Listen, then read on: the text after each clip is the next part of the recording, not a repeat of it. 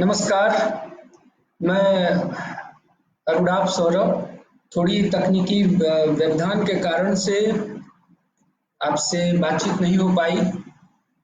जो विषय मुझे दिया गया है उसका शीर्षक है विद्यापति, अस्मिता, थाती और लोक धर्म। सबसे पहले मैं थोड़ी देर आपसे कुछ चर्चा करूंगा और उसके बाद आपके जो सवाल होंगे मैं सीधा चाहूंगा कि आप उसका जवाब देने की कोशिश करें। शाहनवाज जी आए हैं, वो कह रहे हैं प्रणाम प्रशांत पाठक जी, आप लाइव हैं, कोई प्रॉब्लम नहीं है, सेशन स्टार्ट कीजिए जी। तो मैं कोशिश कर रहा हूं कि विद्यापति, अस्मिता, थाती और लोक धर्म की देखिए, जहां से मैं शुरू करता हूं कि विद्यापति मिथिला समाज की पहचान है। न सिर्फ मिथिला समाज की बल्कि पूर्वी भारत में जो पूर्वी भारत की पहचान, सांस्कृतिक पहचान की अगर हम बात करें तो बिना विद्यापति के ये संभव नहीं है। वैसी पहचान विद्यापति है जिसके आधार पर हम लोग देश और दुनिया की किसी भी भाषा के सम्मुख सीधे सीधे खड़े हो सकते हैं। 17वीं शताब्दी में एक महाकवि हुए जिनका नाम था लोचन। लोचन की प्रसिद्ध किताब है संस्कृत में लोचन राग तरंगिणी, जिसमें मिथिला और जिस ग्रंथ को मिथिला और मिथिला काव्य परंपरा का ज्ञान कोश कहा जाता है। और इस ग्रंथ में महाकवि लोचन ने विद्यापति के संदर्भ में बड़ा महत्वपूर्ण श्लोक लिखा है। देश्यामपि स्वदेशीत्वात् प्रमथम मिथिलापभ्रंश भाषाया श्री विद्यापति निबद्धास्ता मैथिलीय गीत गतयः प्रदर्शयन्ते। यह श्लोक देशिल बैना की जो प्रथम अभिव्यक्ति है विद्यापति, उसको हमारे सामने में प्रस्तुत करने के बहाने एक खास तरह से उसे पेश करती है।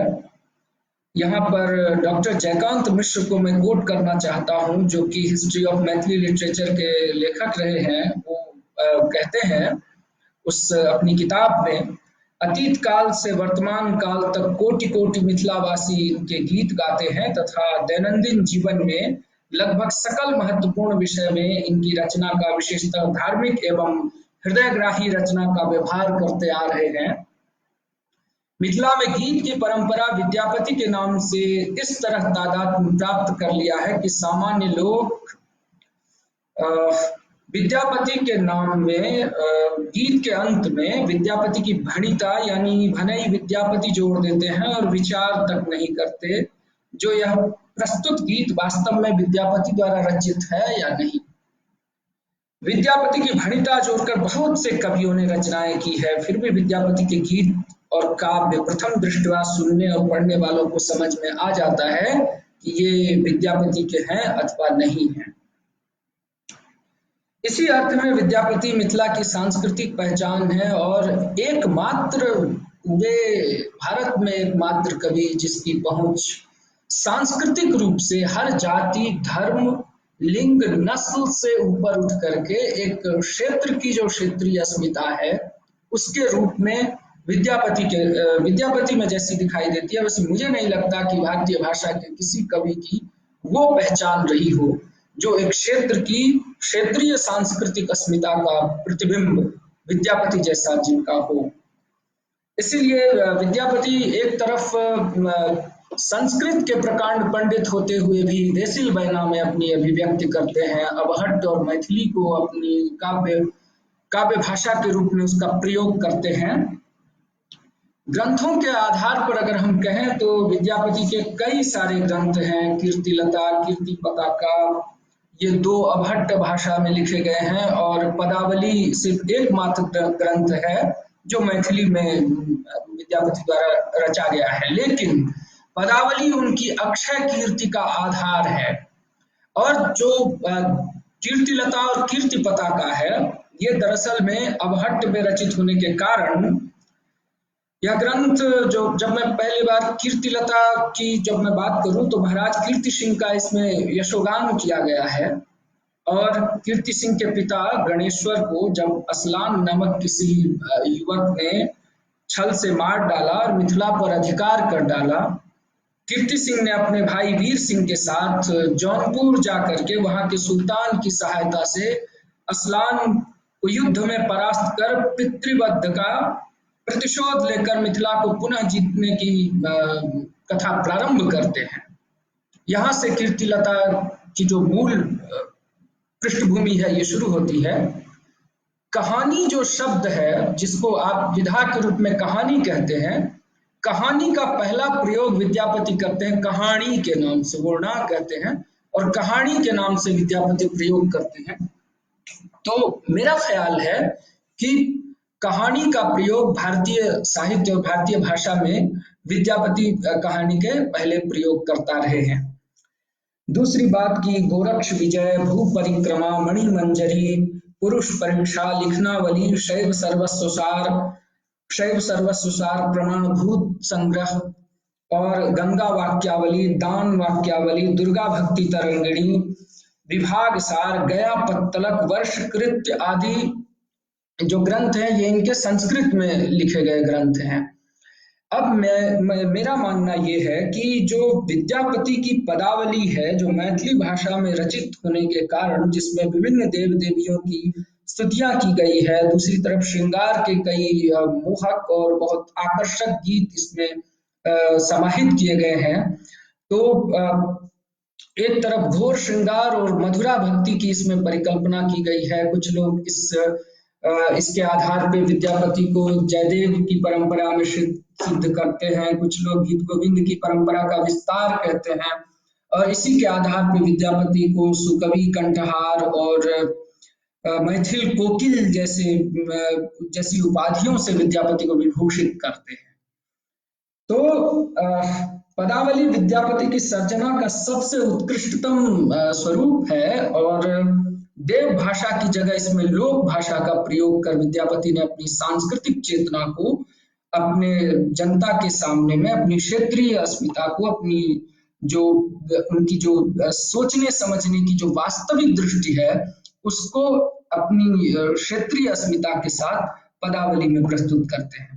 दूसरी जो पदावली की सबसे बड़ी विशेषता है, और जिस आधार पर मैं ये कहूँ कि विद्यापति भारतीय भाषा के पहले सेक्युलर कवि हैं, विद्यापति भारतीय भाषा में पहले धर्मनिरपेक्ष कवि के रूप में सामने में आते हैं, क्योंकि एक तरफ जहां वैष्णव, शैव और शाक्त के बीच में जहां संग्राम की स्थिति होती है, विद्यापति विविध देवोपासना के माध्यम से उस संग्राम की स्थिति को पाटने की चेष्टा करते हैं, और विभिन्न देव देवियों की स्तुति करके अलग अलग बहुदेववाद का प्रचलन करा करके विद्यापति इस चीज को सिद्ध करते हैं कि वास्तव में स्तुतियां, यशोगान और देवताओं की जो संबंध में स्थापना है, वो सब एक साथ विद्यापति के यहाँ दिखाई देता है। और इस मामले में विद्यापति भारतीय भाषा के, भारतीय साहित्य के पहले सेक्युलर कवि हैं, क्योंकि उन्होंने किसी एक देवी, किसी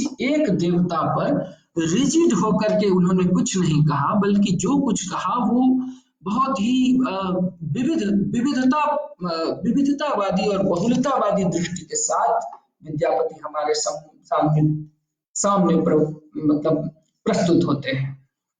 और दूसरी चीज की धर्म और तमाम चीजों को लेकर के अगर हम बात करें, तो विद्यापति की जो ये बहुदेववादी उपासना पद्धति है, वह उस समय के लिहाज से वास्तव में आपको इस चीज को मानने पर विवश कर देती है कि जो व्यक्ति वैष्णव, शैव और शाक्त की जो संग्राम की परिस्थिति को पाट करके एक आम जो भारतीय दृष्टि हो सकती है, जो जनता की दृष्टि हो सकती है, जनमानस की दृष्टि हो सकती है, उस रूप में जब सामने में प्रस्तुत करती है, उस दृष्टि को रखती है, तो वही कवि वास्तव में हमारी भारतीय परंपरा की बहुलता का प्रतीक है।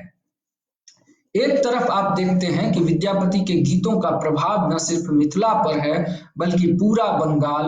आप चैतन्य महाप्रभु के गीत, चैतन्य महाप्रभु के संदर्भ में ये कहा जाता है कि जो वैष्णव आंदोलन था बंगाल का, उसमें विद्यापति के गीतों को सुन करके वो मूर्छित हो जाया करते थे।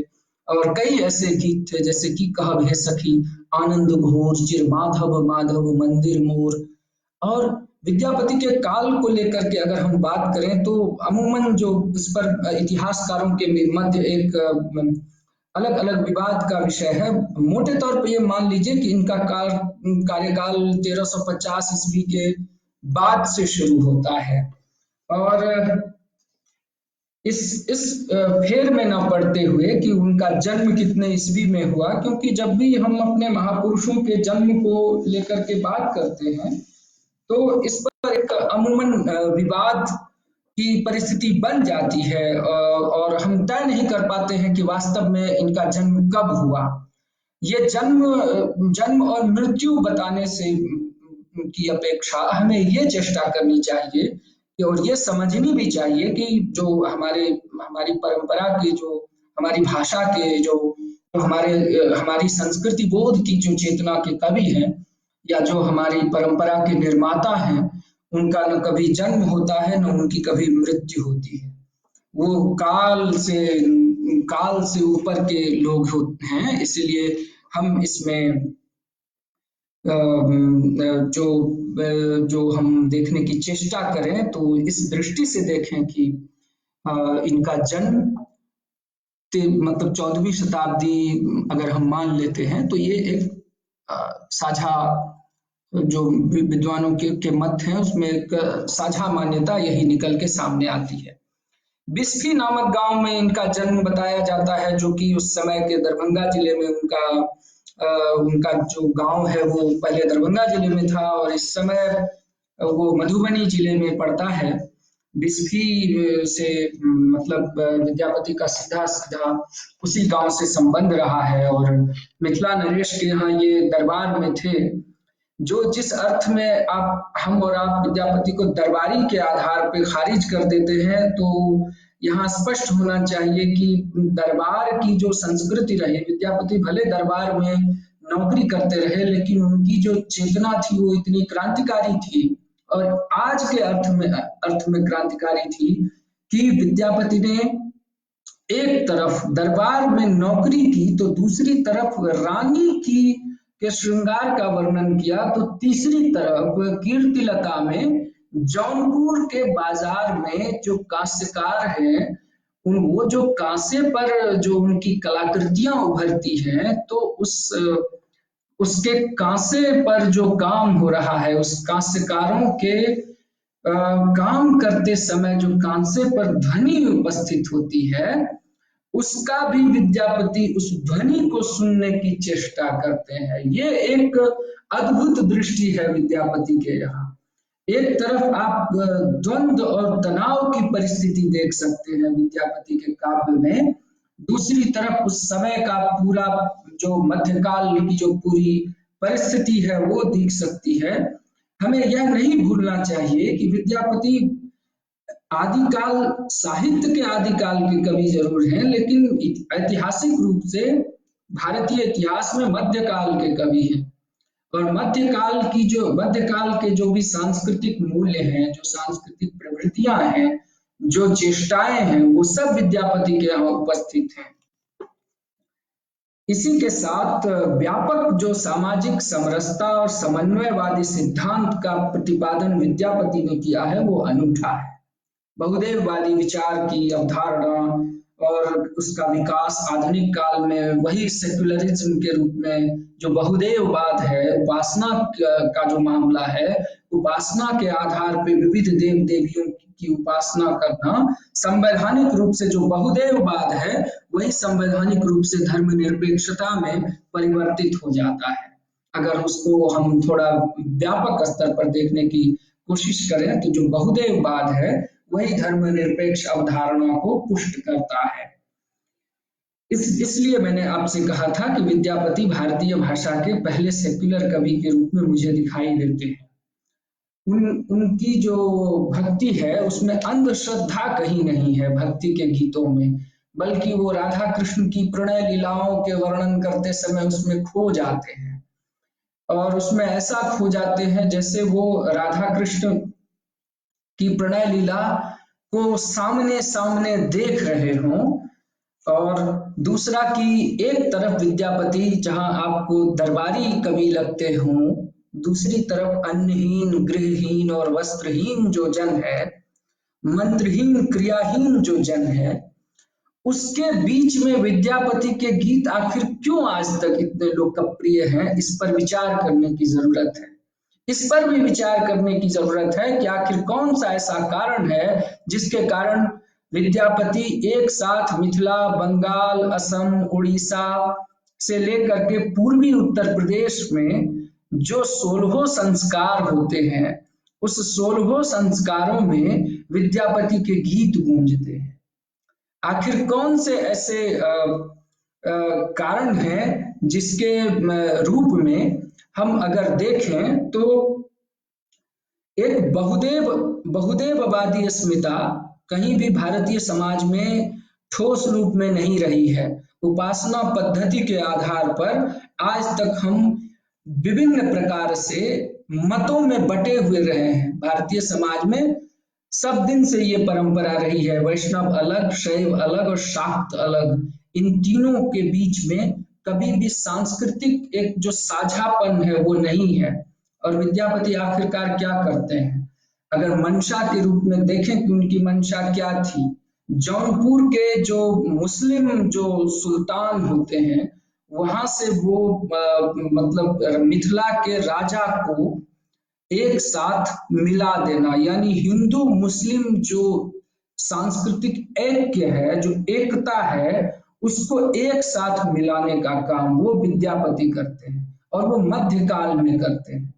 ये नहीं भूलना चाहिए कि हम आज जो जिस पृष्ठभूमि के आधार पर हम आज की कविताओं का मूल्यांकन करते हैं, उस आधार पर आप विद्यापति को अगर देखेंगे तो आपसे बहुत ज्यादा भूल हो जाएगी। इसलिए विद्यापति के समय को देखिए कि किस समय में वो व्यक्ति अपनी कविताओं में क्या बात कर रहा है। और दूसरी बात कि एक तरफ विद्यापति सिर्फ कवि नहीं है, वो एक योद्धा के रूप में सामने आता है। कई ऐसे प्रमाण हैं जिसमें बताया गया है कि विद्यापति स्वयं युद्ध में सीधे सीधे भागीदार हुए थे।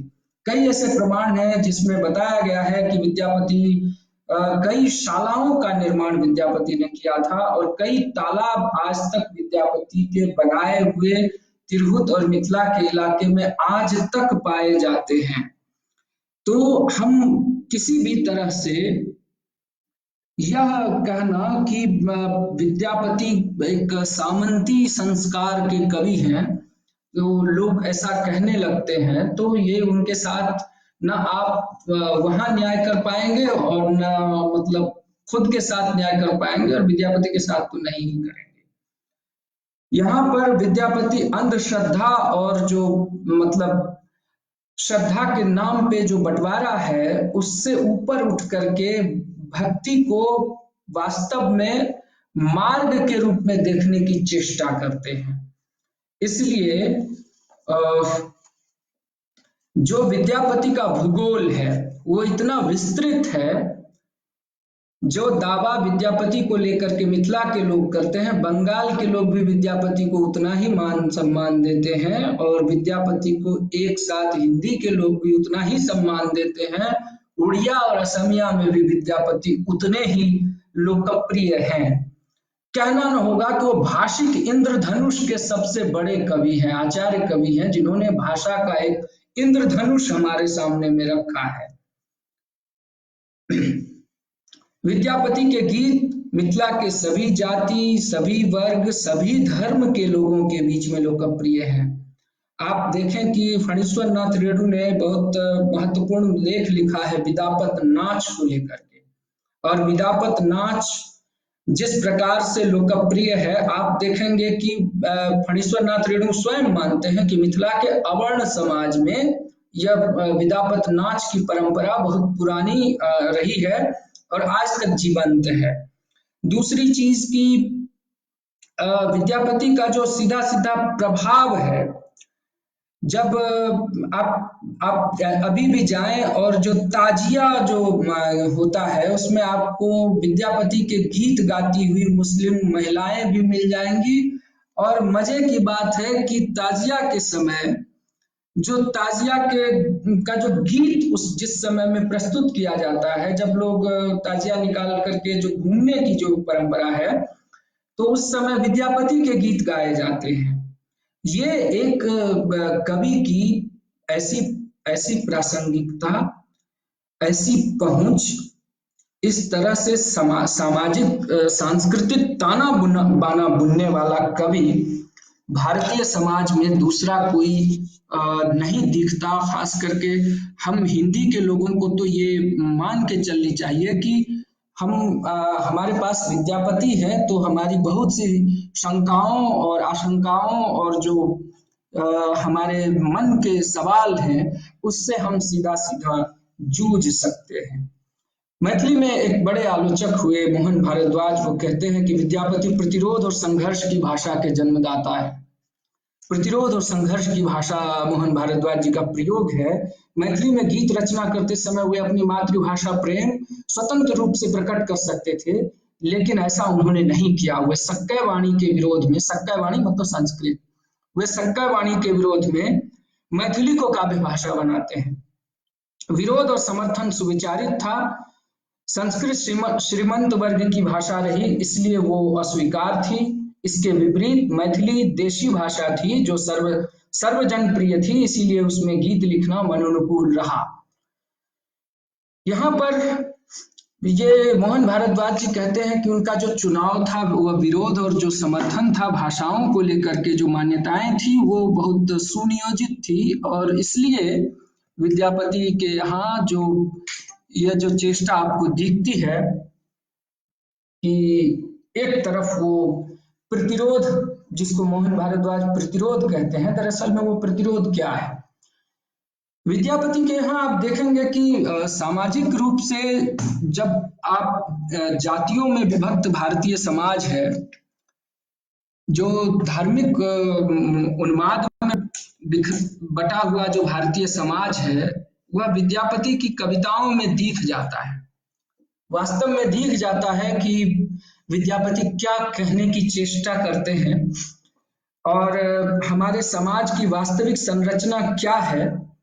ये चीजें आपको विद्यापति की कविताओं को पढ़ते समय लग जाएगा कि जो आप खोजना चाहें, जो आप देखना चाहें, जो हमारे समाज की वास्तविकता है, जो हमारा समाज जिस तरीके से खांचे खूंचे टुकड़े में बटा हुआ, मतलब जाति, धर्म, लिंग, नस्ल, इन सब चीजों में बिखरा हुआ जो समाज है, उसको जोड़ने की चेष्टा विद्यापति करते हैं। इसके बाद मैं कुछ संदर्भ लेकर के बल्कि कहूँगा कि जॉर्ज ग्रियर्सन जो बहुत जबरदस्त मतलब भाषा वैज्ञानिक और विद्वान हुए, वो कहते हैं कि they become great favourites of the more modern Vaishnava reform of Bengal Chaitanya, and through him song reverting to the Vidyapati have become as well known in Bengali householders as the Bible is in an English one. वो बंगाली समाज में कहते हैं कि ये Bible के समान विद्यापति की पदावली जाती है, और इस रूप में हमें विद्यापति को आज देखने की भी जरूरत है कि आखिरकार क्या कारण है कि इतनी लोकप्रियता, जनप्रियता जो विद्यापति को है वो क्यों है। आज रेणु फणीश्वर नाथ रेणु के प्रिय कवि अगर कोई उनसे पूछते थे तो खुद कहते हैं कि विद्यापति। कई जगह इसका उल्लेख होता है। जो हमारी भाषा के मतलब मैं कहूँ कि प्रेमचंद के बाद यानी आजादी के बाद के सबसे बड़े लेखक अगर कथाकार कोई हुए हैं तो फणीश्वर नाथ रेणु हैं, तो उनके सबसे प्रिय मतलब कवि के रूप में विद्यापति सामने आते हैं। और ये कोई मेरी बात नहीं है बल्कि इसके कई सारे प्रमाण उपलब्ध हैं। और पदावली जो उनकी है उसमें जिस तरीके से मैंने बहुदेववाद की बात कही, तो क्या है वह दरअसल में, एक बार उस पर मैं चाहूंगा कि नजर दूं एक नजर कि एक तरफ शक्ति यानी दुर्गा, काली और इन सब की स्तुति की गई है, सरस्वती की स्तुति की गई है। जहाँ एक तरफ कहा गया है कनक भूधर शिखर वासिनी, चंद्रिका जय चारुहासिनी, दशम कोटि विकास बंकिम तुलित चंद्र कले। वहीं दूसरी तरफ दुर्गा काली की स्तुति के अलावा इसमें राधा, कृष्ण, विष्णु, शिव, पार्वती, गंगा आदि कई देव देवियों की स्तुति की गई है। और स्तुति गान में वो धार्मिकता नहीं है जो धार्मिकता अमूमन सूर के यहाँ है या तुलसीदास के यहाँ है या फिर अन्य लोगों के यहाँ, अन्य भक्त कवियों के यहाँ जिस तरह की धार्मिकता है, वो धार्मिकता विद्यापति के यहाँ नहीं है।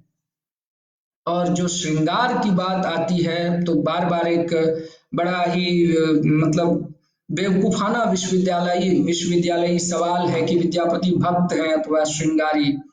और ये बहुत खराब सवाल है, क्योंकि कवि न भक्त है होता है, न श्रृंगारी होता है, न वो एक अवधारणा का हो सकता है। वो भक्त भी है, श्रृंगारी भी है, भक्त श्रृंगारी से ऊपर भी है, दोनों है और दोनों नहीं है। इसीलिए जहाँ एक तरफ वो देव देवियों की स्तुति करते हैं, तो वहीं जौनपुर में जहाँ नगर की सुंदरता और भव्यता की तरफ बात करते हैं, वहीं दूसरी तरफ ठठेरी बाजार के कांस्यकारों का जो कांस्य बर्तनों पर होने वाली कलाकारी और उस पर उसकी टंकार का वर्णन करने से वो नहीं चूकते। इसलिए जब मैं कहूँ कि बहुदेव देववादी जो वैचारिक चिंतन का उनका आधार है, जो भारतीय आधुनिकता में परिवर्तित होकर के सेक्युलरिज्म और धर्मनिरपेक्षता के रूप में हमारे सामने में उपस्थित होता है। अब एक चीज मैं और कहना चाहूंगा कि विद्यापति ने जन आस्था को स्थापित किया है, जनता की आस्था को, लोक धर्म को। इसलिए वो लोक धर्म की बात करते हैं। विद्यापति के कई मंदिर आपको मिथिला में मिल जाएंगे, उनकी पूजा तक होने लगी। हालांकि मैं कवि को ईश्वर बनाने का सर्वथा विरोधी हूँ, लेकिन जो उनके मंदिर बने वो अब उसमें जो लोग उनकी पूजा करते हैं, मेरी इच्छा नहीं है कि कवि को ईश्वर बनाई जाए और कवि की इस तरह से आप पूजा करें। कवि की कविताओं को पढ़ें, कविताओं के भीतर में जाएं, उन स्रोतों की पड़ताल करें जिसके कारण से उनकी कविताएं आज तक हमारे समाज का अनिवार्य हिस्सा बनके उभर करके सामने आता है। कई लोग एक बहस, बहुत नाकामयाब किस्म की बहसें करते हैं, जिसमें वो कहते हैं कि विद्यापति राज दरबारी होने के कारण से उनकी मानसिकता सामंती थी, तो उनकी टोपी सामंती थी, तरह तरह की चीजें कुछ हिंदी वाले करते रहते हैं। आचार्य शुक्ल ने भी विद्यापति को जिस दृष्टि से देखा है वो बहुत दोषपूर्ण है, और हिंदी साहित्य का इतिहास जो आचार्य रामचंद्र शुक्ल का है उसमें विद्यापति को लेकर के कई सवाल उठाए गए हैं, और उन्होंने बहुत ही भ्रामक ढंग से विद्यापति के तथ्यों को हमारे सामने में रखा है। वो कहते हैं कि विद्यापति के पद अधिकतर श्रृंगार के हैं, जिनमें नायक और नायिका राधा कृष्ण हैं। इन पदों की रचना जयदेव के गीति काव्य के अनुकरण पर शायद की गई हो। इनका माधुर्य अद्भुत है। विद्यापति शैव थे, उन्होंने इन पदों की रचना श्रृंगार काव्य की दृष्टि से की है, भक्त के रूप में नहीं। विद्यापति को कृष्ण भक्तों की परंपरा में ना समझना चाहिए। और वो खुद कहते हैं कि आध्यात्मिक रंग के चश्मे आजकल बड़े सस्ते हो गए हैं, और मेरा सीधा मानना है कि कवि को जब आप देखें, चूंकि शुक्ल जी के साथ समस्या ये है कि शुक्ल जी की इतिहास दृष्टि में जिस तरह से उनके सामने में जो उपलब्ध स्रोत हैं और जो उनकी एक अवधारणा है, वो कहीं ना कहीं एक बात की तरफ इशारा करती है। शुक्ल जी के प्रिय कवि तुलसी है, और तुलसी जब प्रिय है तो विद्यापति की जो चीजें आपको उपलब्ध हैं वो तुलसी को मतलब जो चीजें तुलसी की उनके पास हैं और तुलसी से जो उनका प्रेम है, इतिहास लेखन के क्रम में हमेशा ऐसा होता रहा है कि अपने प्रिय कवियों के मोह से इतिहासकार बाहर नहीं निकल पाता है, और साहित्य इतिहास लेखन की ये एक बहुत खराब परिस्थिति बन जाती है कि आपके जो प्रिय रचनाकार हैं उन पर आप गंभीरता से बात तो कर लेते हैं, लेकिन इसके अलावा जो आपके बहुत प्रिय नहीं है वो कहीं ना कहीं छूट जाते हैं। विद्यापति इसीलिए शुक्ल जी के खांचे में फिट नहीं बैठते, अमीर खुसरो फिट नहीं बैठते, और दोनों खारिज हो जाते हैं। खारिज नहीं होते बल्कि फुटकल खाते में दर्ज हो जाते हैं। दूसरी तरफ की जो विद्यापति पर जितनी कविताएं लिखी गई और जो विद्यापति के ऊपर जो काम हुए वो एक से एक काम हुए। बंगाल में भी क्षितिज मोहन सेन, बंगाली लेखकों में क्षितिज मोहन सेन, सुकुमार सेन और तमाम तरह के लोग जो विद्यापति को एक तो बांग्ला के कवि सिद्ध करने की चेष्टा वहां होती रही। अब हिंदी वालों ने एक गलती ये हुई है कि हम लोग जब से मैथिली अष्टम अनुसूची में शामिल हुई, लोगों ने कहा कि नहीं, अब विद्यापति हमारे काम के नहीं है। कई विश्वविद्यालयों के पाठ्यक्रम से विद्यापति को निकाल दिया गया और ये तर्क दिया गया कि अब विद्यापति न पढ़ाई जाए। क्यों? क्योंकि ये अब हमारी भाषा के कवि नहीं है। अगर आप ऐसा सोचते हैं तो मेरा मानना है कि एक तरह की क्षेत्रवाद को कहीं ना कहीं आप बढ़ाने का काम करेंगे और एक अन्याय करेंगे, क्योंकि कवि किसी एक भाषा का होते हुए भी वो किसी एक भाषा की ही जागीर नहीं होता है। कबीर को अगर आप देखें तो क्या कबीर को आप एक भाषा का कवि नहीं मान सकते? उसी तरह विद्यापति की भी स्थिति है। और मैं कहूँ कि जिस रूप में विमान बिहारी मजुमदार ने विद्यापति को देखा है, जिस रूप में जो आपके बांग्ला साहित्य के इतिहासकार जो भी जिन लोगों ने बांग्ला साहित्य के इतिहास पे काम किया है, चाहे क्षितिज मोहन सेन हो या फिर सुकुमार सेन या मित्र मजुमदार, सब लोगों ने विद्यापति को बहुत सकारात्मक ढंग से देख करके और उनका मूल्यांकन किया है। इसीलिए विद्यापति बांग्ला, असम, लगभग पूर्वोत्तर, उसके अलावा उड़ीसा, उसके अलावा नेपाल में विद्यापति का बहुत प्रभाव है। और नेपाली साहित्य में भी, नेपाली साहित्य के इतिहासकारों ने भी विद्यापति की चर्चा बहुत सम्मान से की है। और यही कारण है कि मैथिली में तो खैर विद्यापति मैथिली के तो मतलब समझ लीजिए कि पहचान है, एक तरह से भाषिक पहचान जिसको आप कह सकते हैं। जैसे अवधी की भाषिक पहचान सूफी और तुलसीदास है, उस तरह से विद्यापति मैथिली की आदिम पहचान है।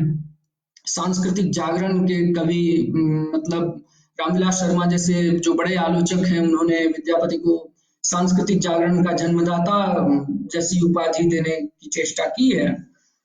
अब मैं अगर इस संदर्भ को लूं तो तमाम बिंदुओं पर बात करते हुए मुझे ये लगता है कि विद्यापति पर बात करते समय पुनर्विचार की जरूरत है। एक तो इतिहास लेखन के क्रम में भी विद्यापति को समझने में तथ्य और तर्क का अभाव रहा। कारण जो भी रहा हो, बड़ी भूल रामविलास शर्मा के पूर्व के आचार्यों से भी हुई है और इस बात का प्रमाण विभिन्न इतिहासकारों के संदर्भ में के मद्देनजर विद्यापति को अगर हम सांस्कृतिक जागरण के, लोक जागरण के, सांस्कृतिक अस्मिता के कवि के रूप में चिन्हित करें तो मुझे लगता है कि सभी बिंदुओं पर आप मतलब जो आपके भीतर के जो कुंठाएं हैं वो उससे आप मुक्त हो जाएंगे। विद्यापति एक तो उत्तर आधुनिकता की बात करता है, ओपन माइंडेड चीजों की बात करता है।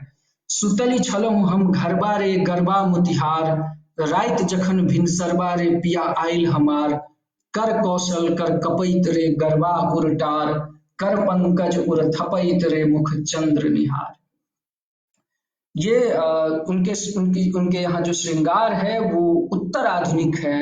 अगर आप उत्तर आधुनिक पैराडाइम में उसको देखने की कोशिश करें तो उत्तर आधुनिक श्रृंगार की पृष्ठभूमि विद्यापति रचते हैं। दूसरी तरफ जो उत्तर आधुनिक चेतना होती है उसकी पृष्ठभूमि से अगर आप देखने की कोशिश करें तो विद्यापति आपको सर्वथा उत्तर आधुनिक कवि के रूप में हमारे सामने में प्रस्तुत दिखाई देंगे।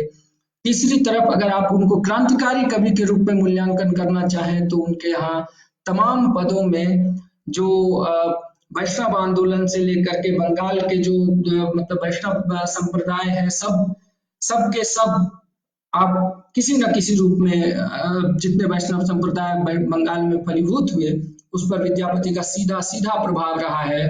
और इसी प्रभाव को ब्रजबुली लिटरेचर कहा गया, ब्रजबुली साहित्य कहा गया। और उस ब्रजबुली पर जो है वो सीधा विद्यापति की भाषा और ब्रज उसको मिला दीजिए तो वो ब्रजबुली हो जाती है। रविंद्रनाथ टैगोर ने विद्यापति को बहुत सम्मान के साथ याद किया है और तमाम जो भारतीय भाषा के बड़े से बड़े लेखक और कवि हैं उन्होंने विद्यापति को समझने की अपनी अपनी दृष्टि से देखने की चेष्टा की है। सबकी अपनी समझ है, सब अपनी समझ से मूल्यांकन करते हैं। मैं आपके सवालों की तरफ बढ़ता हूं क्योंकि मुझे लगता है कि एकांगी बातचीत से काम नहीं चलेगा। शाहनवाज जी कहते हैं प्रणाम जी, शाहनवाज जी प्रणाम। प्रशांत पाठक जी कह रहे हैं कि आप लाइव हैं, कोई प्रॉब्लम नहीं है, सेशन स्टार्ट कीजिए। जी नमस्कार। फिरोज मंसूरी साहब कहते हैं मिथिलांचल की आन बान शान विद्यापति जी हैं, उनको शत शत प्रणाम। जी जी जी आपको भी प्रणाम। रवि कुमार जी नमस्कार। सतीश पांडे जी कहते हैं कि सादर प्रणाम भैया जी, को भी प्रणाम सतीश जी। गुजरात केंद्रीय विश्वविद्यालय से इनकी पढ़ाई लिखाई हुई है। फिरोज मंसूरी साहब कहते हैं विद्यापति का समय काल क्या रहा है, उनके समय काल में जाति धर्म किस प्रकार की थी, क्या इस्लाम या सूफीज्म पर उनकी कोई रचना है? सौरभ जी देखिए ये सवाल अच्छा सवाल है फिरोज साहब। मैं चाहता हूं कि आपके सवाल का थोड़ा सा जवाब दूं। विद्यापति का जो समय काल रहा है, जैसा मैंने कहा कि 1350 के बाद मान लीजिए, और उस काल में जाति धर्म किस प्रकार की थी। समाज निस्संदेह जातियों में बटा हुआ था, मध्यकालीन मनस्थितियां कायम थी और धार्मिक रूप से भी समाज मतलब विभिन्न धार्मिक संप्रदायों में बटा हुआ समाज था। और सूफीज्म ने निस्संदेह सूफीज्म के प्रभाव से विद्यापति बचे नहीं होंगे और सूफीज्म पर भी उनका कहीं ना कहीं जो सूफी कवि है, खास करके जो मान्यताओं के कवि, उन पर भी विद्यापति का एक ठोस प्रभाव रहा है। ऐसा कई लोगों का मानना है, पर इस पर मैं बहुत ज्यादा आग्रही होकर के कुछ नहीं कहूंगा। और एक चीज है कि इस्लाम या सूफीज्म पर उनकी कोई रचना सीधे सीधे तो मतलब इस्लाम या सूफीज्म पे नहीं है, लेकिन विद्यापति की रचनाओं में इस्लाम की जो समाज है वो प्रत्यक्ष रूप से सामने आता है। एक चीज ध्यान रखिएगा फिरोज साहब कि विद्यापति के यहाँ जो इस्लाम है वो दो तरह का है। एक शासक का इस्लाम, जो मतलब राजाओं का जो इस्लाम है, बादशाहों का इस्लाम, और एक जनता का इस्लाम। शासकों का जो धर्म होता है हमेशा वो शोषणकारी और दमनकारी रहा है, और जो जनता का धर्म होता है, जन धर्म जो होता है, लोक धर्म जो होता है, वो हमेशा जोड़ने का काम करता है। और वो विद्यापति के यहाँ भी है और निस्संदेह उसका एक प्रभाव रहा है। विद्यापति अगले सवाल देते हैं फिरोज मंसूरी साहब, विद्यापति जी की रचना में मधेपुरा, सहरसा, सुपौल का कोई विवरण है तो कृपया बताइए। मधेपुरा, सहरसा, सुपौल पता नहीं तब जिले होंगे या नहीं। मुझे तो जिले का अस्तित्व नहीं लगता है, और लेकिन मिथिला तो है और उसका तो सीधा प्रमाण है। और जो वहाँ की भी जो आज भाषा आप देखते हैं, तो है जे कहे छ गौरा केना हम नाचब, आज नाथ एक व्रत महासुख लागत है, तो है शिव धरु नटवेश की डमरू बजावत है। इस तरह की चीजें हैं।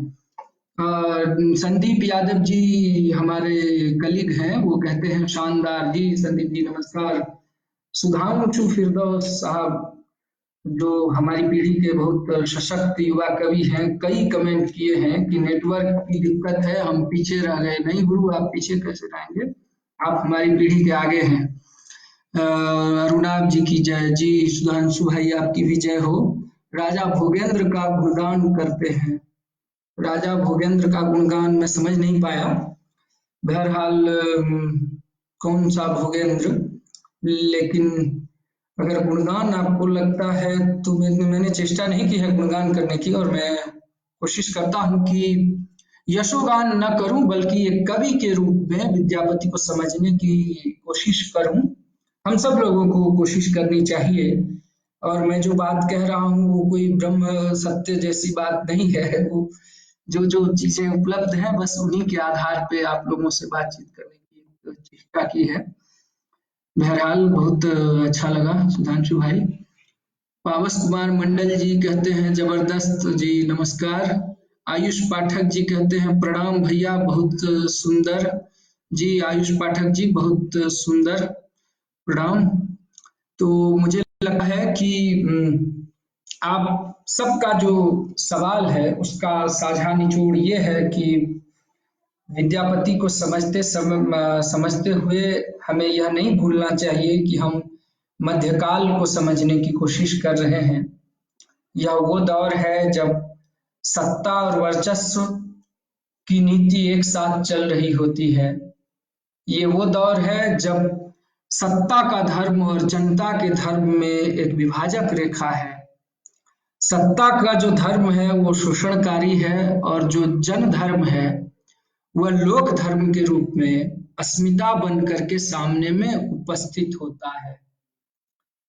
इसलिए लोक धर्म और अस्मिता को देखते हुए विद्यापति का जब जब आप मूल्यांकन करेंगे, विद्यापति आपको अपने लगेंगे, बिल्कुल खास लगेंगे, बिल्कुल निजी लगेंगे।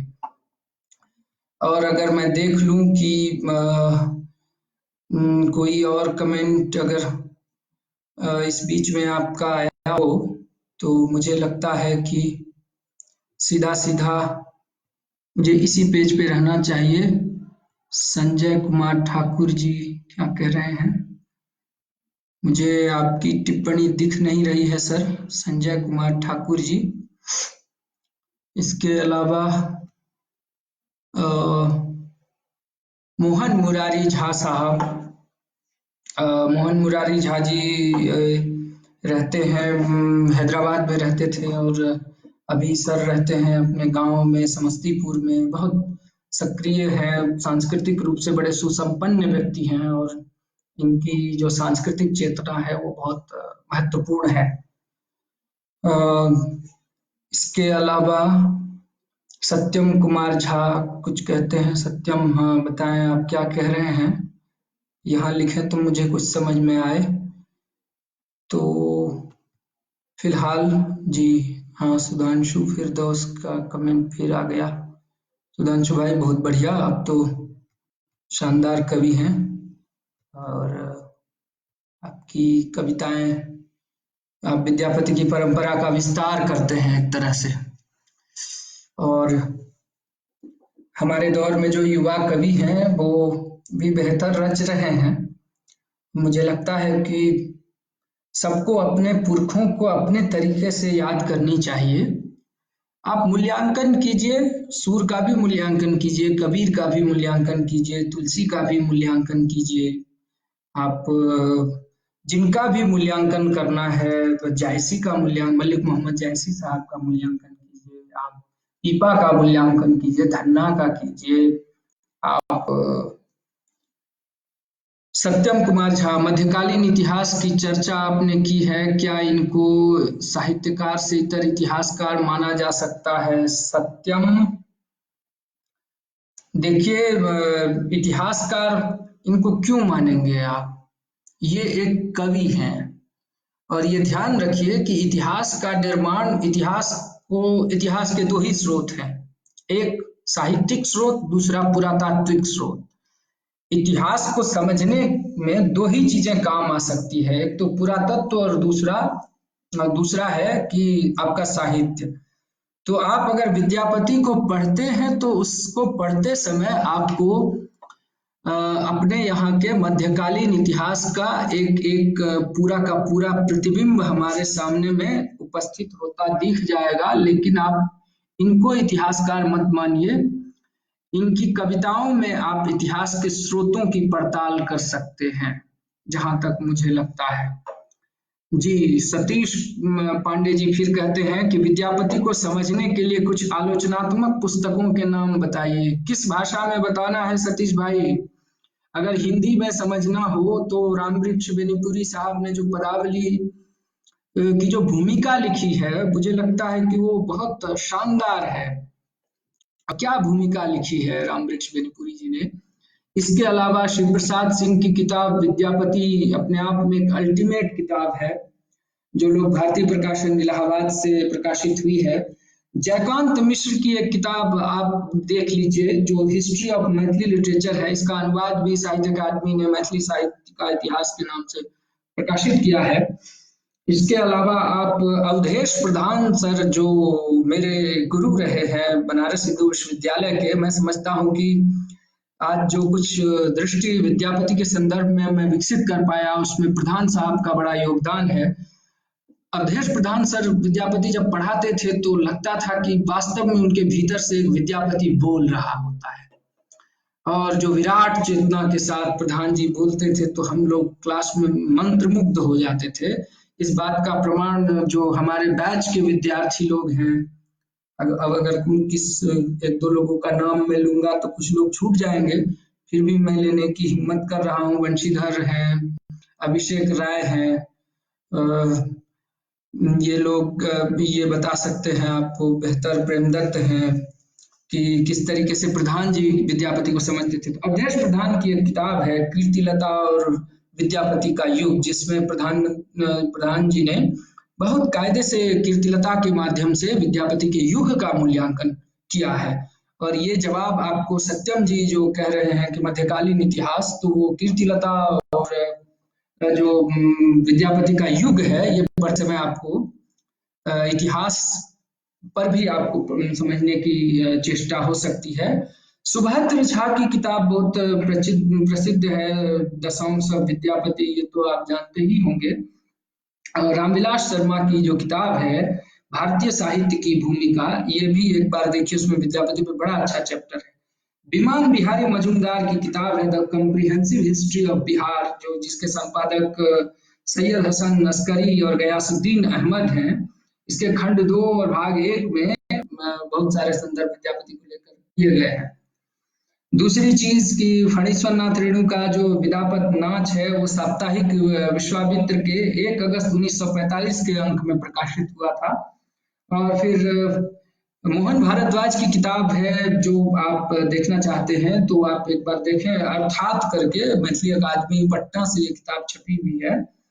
और के दामोदरन को अगर आप पढ़ना चाहें, भारतीय चिंतन परंपरा, उसको पढ़ते हुए भी आपको चीजें स्पष्ट हो जाएंगी। और इरफान हबीब जो लेख है भारतीय इतिहास में जाति और मुद्रा, इसको भी एक बार देखने की चेष्टा होनी चाहिए। और भगवत शरण उपाध्याय का जो किताब है भारतीय कला का इतिहास, इसको देखने की जरूरत है। 1 मिनट, कुछ और सवाल आए हैं और बड़े महत्वपूर्ण सवाल हैं। तारानंद वियोगी भाई जी का सवाल है। भाई जी प्रणाम करता हूँ, और आप आ गए हैं तो बड़ा बल मिला है। स्त्री की पीड़ा और उनका संघर्ष विद्यापति में गहरे उतरा है। कई जगह तो वे आज के तेवरदार विमर्शकारों के पुरखे दिखते हैं, इस पर बात करनी चाहिए। जी भाई जी, मैं मतलब बहुत सम्मान के साथ, आप मैथिली और हिंदी दोनों भाषा के एक महत्वपूर्ण कवि, आलोचक, चिंतक के रूप में हमारे सामने में आते हैं। हाल ही में तारानंद वियोगी की जो किताब युगों का यात्री बड़ा चर्चित रहा। इसके अलावा मैथिली में भी कई महत्वपूर्ण किताबें वियोगी जी की रही है। तुमी चिर सारथी जो बाबा नागार्जुन की जीवनी है। तो स्त्री की पीड़ा और उनका संघर्ष विद्यापति के यहाँ स्पष्ट रूप से दिखता है, और इसीलिए विद्यापति की स्त्रियां कहीं ना कहीं मुक्त होने की चेष्टा करती है। वो मुक्त होना चाहती है।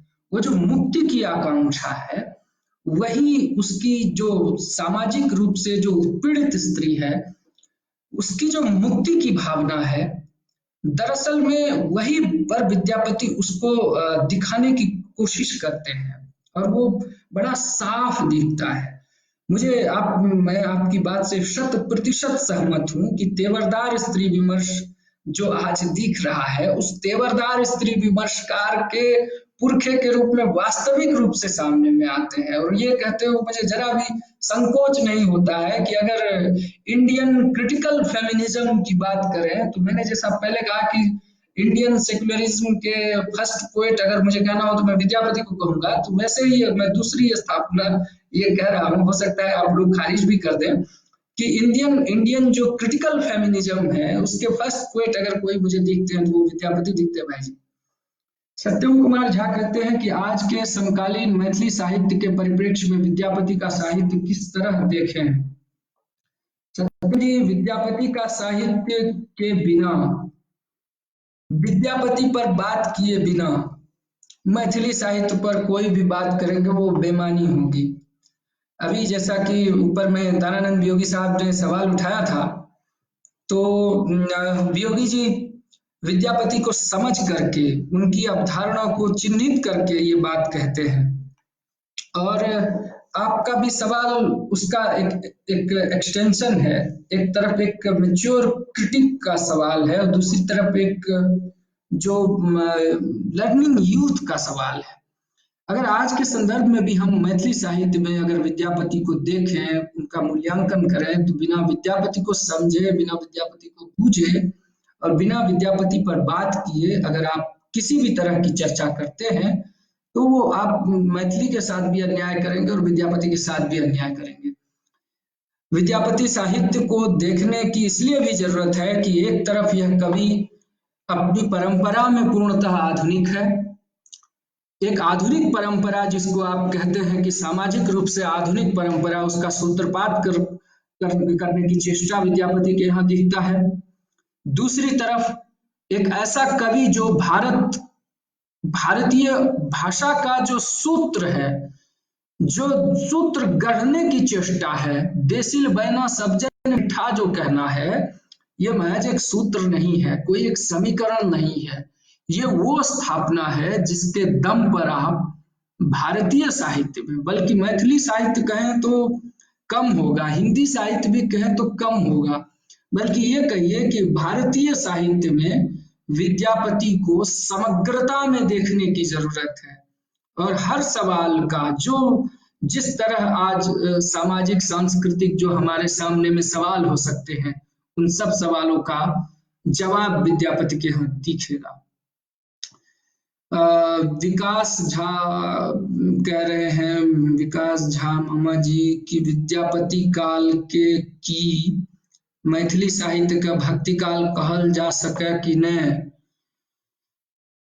मामा जी भक्ति काल अहाँ कह दियो, कोनो बात नहीं छै, मुदा भक्ति काल आदि काल कहें तो ज्यादा बेहतर है।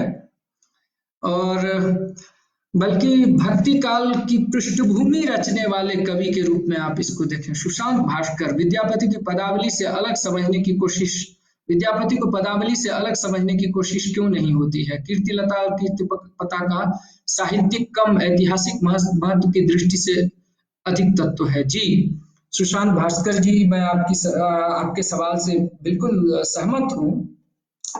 यहाँ ये जो बात कह रहे हैं कि जो विद्यापति की पदावली को समझने की बात है, पदावली ठीक है, आप कविता के रूप में पदावली से मूल्यांकन करें।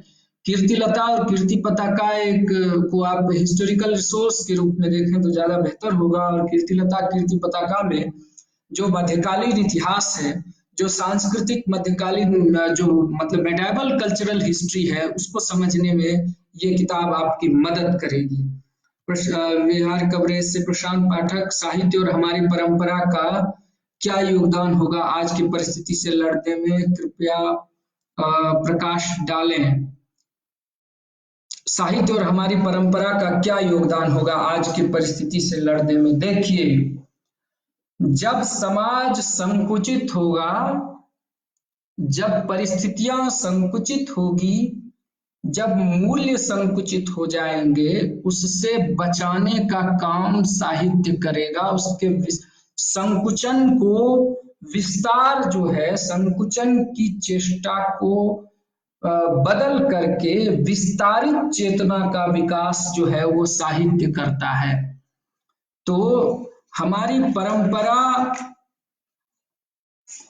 आज की परिस्थितियों से लड़ने में, आज जिस तरह की परिस्थितियां बन गई है, हम जिस तरह से आज विभक्ति की बात सोचने लगे हैं, हमारे मन में जिस तरह से विद्वेष की भावना आ जाती है, हमारे भीतर एक अनावश्यक हम अकारण धनुष तानने वाली चेष्टा से प्रभावित दिखते हैं, तो हमारी परंपरा और हमारा साहित्य उसी अकारण धनुष तानने की चेष्टा से मुक्ति देने का काम करता है। और मैं समझता हूँ कि हमारी परंपरा में उसके बीज तत्व भी है कि खराब समय से किस तरह से रचनात्मक ढंग से लड़ा जाए।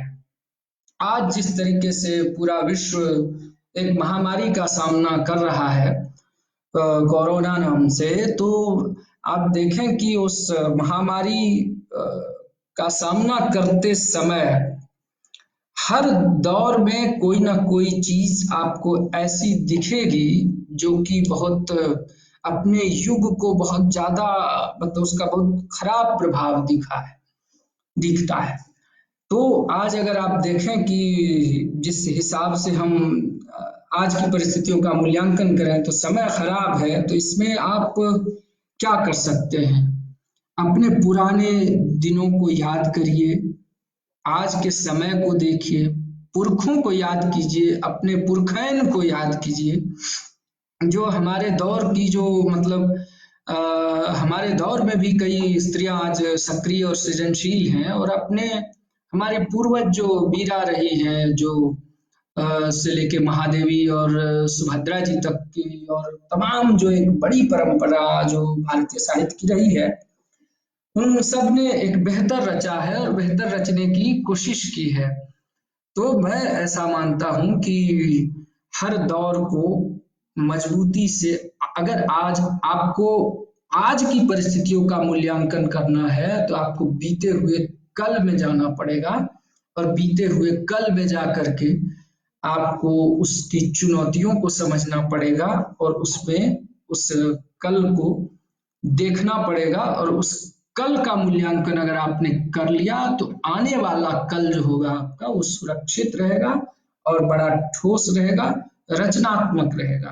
विद्यापति एक का पूरा अप्रोच चूंकि रचनावादी है, विद्यापति एक रचनात्मक, विराट रचनात्मक व्यक्तित्व है और आइडियोलॉजिकली भी बड़े साउंड व्यक्ति हैं। इसीलिए मैं समझा कि बिहार कवरेज ने जो ये मौका दिया है मुझे बातचीत करने का, तो मुझे बड़ा अच्छा लग रहा है, और इस पे तमाम लोग आ रहे हैं और एक एक करके जो आप लोग सवाल रख रहे हैं ये भी बड़ा महत्वपूर्ण है। जी,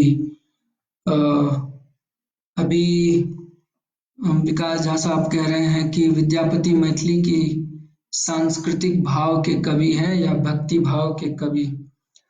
देखिए, भक्ति भाव थोड़ी गड़बड़ चीज है जहां तक मैं समझता हूँ। भक्ति जो है, आप उसको समझना हो तो आप उसको संस्कृति से समझिए।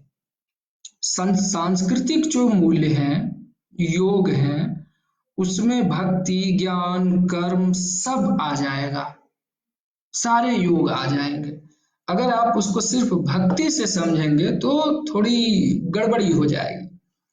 अगर आप ये समझें कि विद्यापति के गीत का जो प्रभाव है वो धार्मिक रूप से समाज पर बहुत ज्यादा है और एक भक्ति के रूप में भी समाज पर ज्यादा है, तो आप बड़े निश्चित भाव से ये सोच सकते हैं। लेकिन मेरा मानना है कि सिर्फ भक्ति के आधार पर मूल्यांकन करना उचित नहीं है, सिर्फ श्रृंगार के आधार पर मूल्यांकन करना उचित नहीं है, बल्कि सिर्फ सांस्कृतिक चेतना के आधार पर भी मूल्यांकन करना उचित नहीं है। उनकी कविता हमारे लिए एक जीवन द्रव्य की तरह है, और वो जीवन द्रव्य जिससे आप निरंतर संवाद करते हुए खुद को आधुनिक बना सकते हैं, खुद को और बेहतर और बृहत्तर मानुष बना सकते हैं। आज जिस तरीके से मानवीयता को बढ़ाने की बात है, मानुषिक चेतना के विस्तार की बात है, विद्यापति हमें वहां ले जाते हैं। तो आप सब लोगों ने बहुत गंभीरता से मुझे सुना, और मैं समझता हूं कि आप मैं अभी देख रहा हूँ कि फिर विकास जी का सवाल है कि विद्यापति की रचना देशभक्ति की भावना से अछूत क्यों रही? क्या उस काल में देश रूपी संरचना कमजोर थी या अप्रभावी? आज जो देशभक्ति का प्रमाण पत्र बांट रहे हैं उससे ज्यादा मजबूत स्थिति में विद्यापति की भक्ति भावना रही है। और जो भक्ति भावना उनकी रही है और देश भावना जो उनकी रही है, उनका वो देश के लिए योद्धा के रूप में भी सामने आए हैं, ऐसा मैंने पहले ही कह दिया है। और विद्यापति की देशभक्ति पर अगर आप सवाल उठाएं तो इसका सीधा मतलब है कि हम अपने पुरखे की संरचना पे सवाल उठा रहे हैं। और विद्यापति पर जो देशभक्ति के की भावना देखना जो है वो बहुत बेकार चीज है। किसी कवि को देशभक्ति वगैरह से मूल्यांकन मत कीजिए, और उसको किसी एक चीज से मूल्यांकन करने का अर्थ है कि आप बाकी चीजों को छोड़ देंगे। भक्ति भावना, देश भावना, जातीय भावना, सांस्कृतिक भावना, आर्थिक भावना, राजनीतिक भावना, सांस्कृतिक भावना, जितनी तरह की भावना है सब विद्यापति के यहाँ मौजूद हैं और वो बड़ी समझदारी के साथ मौजूद हैं और बहुत प्रभावी ढंग से वहाँ उपस्थित हैं। इसलिए आप किसी एक तरह से उसका मूल्यांकन आप नहीं कर सकते, बल्कि अगर आपको देशभक्ति की चीजों को आप विद्यापति में देखना हो तो उस समय मिथिला को वो देश अगर आप देखें तो उस पर जो आक्रमण हुआ, जौनपुर के नवाब के पास वो जाकर के जो जिस तरह से असलान को वापस आकर महाराज मिथिला से हरवाते हैं, ये भी एक बड़ी देशभक्ति है।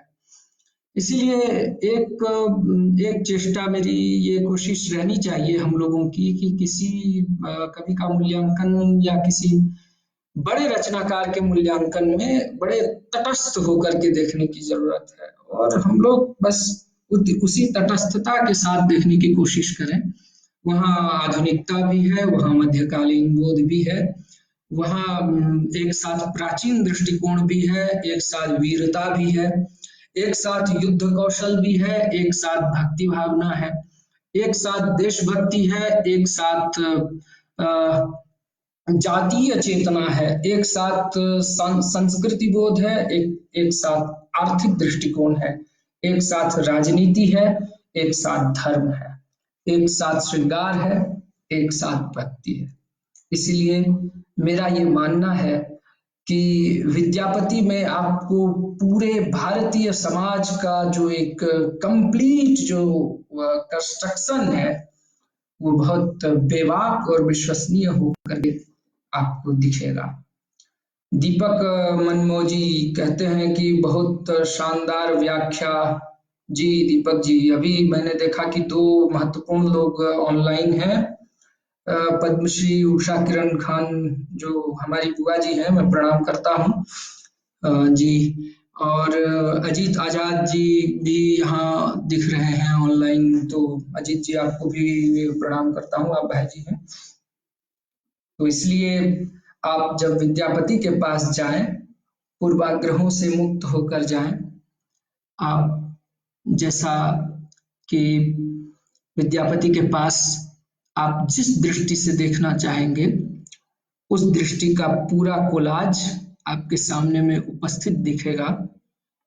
और संबल है हमारा कि इस लाइव प्रोग्राम को उषा जी ने देखा कि मतलब हमारी भाषा की, हमारी संस्कृति की, हमारी अस्मिता की जो वास्तविक प्रतिनिधि आज के संदर्भ में है तो उषा किरण खान जी। अजीत आजाद भाई जी ने कुछ पोस्ट की है जो मुझे यहाँ नहीं दिख रहा है। अजीत सर, ये अच्छा होता कि आप यहाँ पे करें तो मुझे दिखेगा।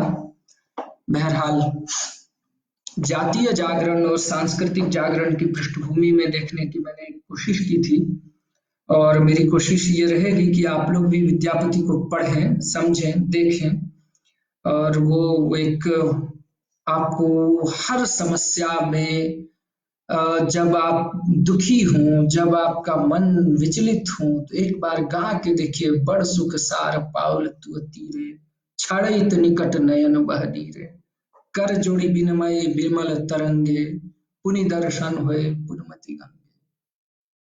या कोई भी विद्यापति, जिस तरह से विद्यापति में करुणा है, जो आज करुणा का हम सबके भीतर, मनुष्यता का जो अभाव दिख रहा है, उस सब का एक बिंब, एक भक्ति, एक भाव, एक संस्कृति, एक श्रृंगार, एक राष्ट्रीयता, एक धार्मिकता, धर्मनिरपेक्षता, एक जातीय संस्कृति, सबका पूरा कोलाज विद्यापति के यहाँ उपस्थित होता है।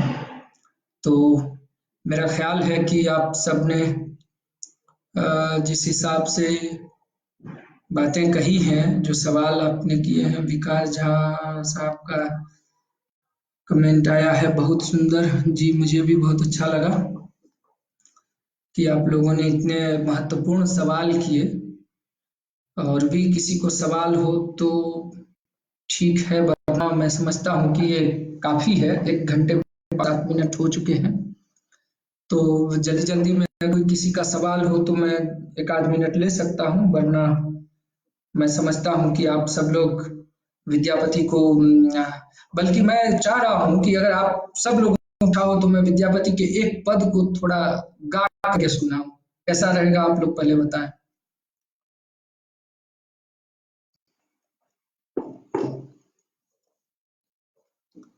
एक पद है, सुतली छलहूँ हमें घर बारे, गरबा मोतिहार, सुतली छलहूँ हमें घर बारे, गरबा मोतिहार, रात जखन भिन सरबार, पिया आयल हमार, कर कौशल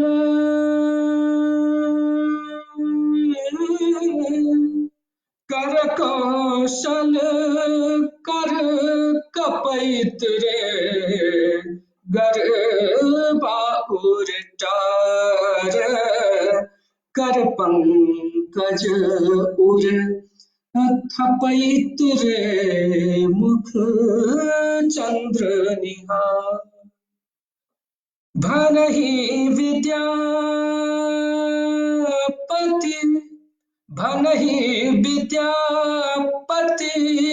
गाओल रे, धनी मन धरु धीर, समय पाबिय तरुवर फर रे, कतबो चुनीर। नमस्कार, आपका दिन शुभ हो, मंगलमय हो, आप सब लोग घर में रहें, अपना ख्याल रखें। बिहार कवरेज का और आप सबका बहुत बहुत आभार, धन्यवाद, नमस्कार, प्रणाम।